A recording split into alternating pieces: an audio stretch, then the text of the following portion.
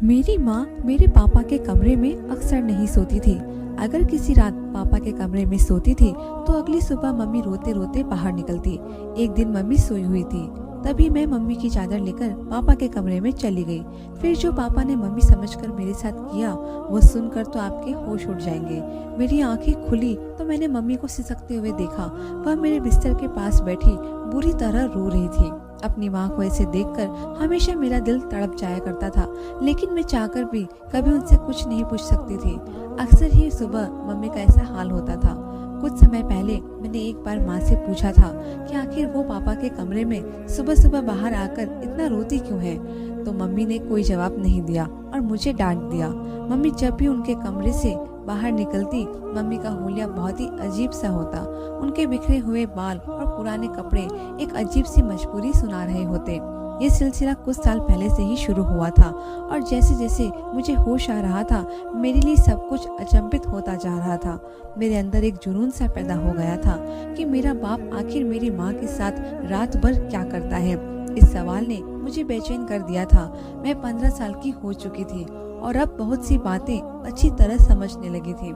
Mummy का रोता चेहरा देखकर मुझे किसी मजबूरी की चेतावनी लगती थी, लेकिन हैरत की बात यह थी कि जब मम्मी कमरे से निकलती तो वह रो रही होती और जब पापा कमरे से निकलते तो उनके चेहरे पर एक दिलकश मुस्कुराहट होती थी।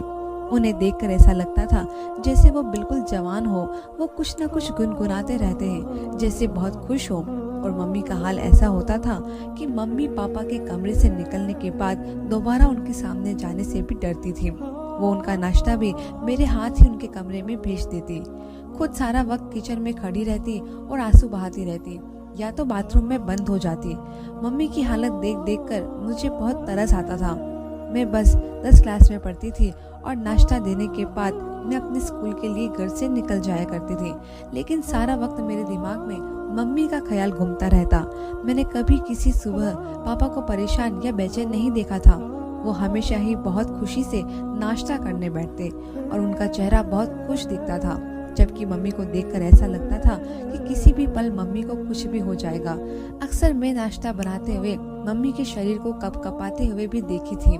मेरा दिल चाहता था कि मैं मम्मी से पूछूं कि पापा रात को उनके साथ ऐसा क्या करते हैं जो उनका इतना बुरा हाल हो जाता है, मगर पापा के नाम पर मम्मी के चेहरे पर खौफ नजर आने लगता था। मम्मी हर रात पापा के कमरे में सोने के लिए नहीं जाती थी, बल्कि वह मेरे साथ ही सोती थी।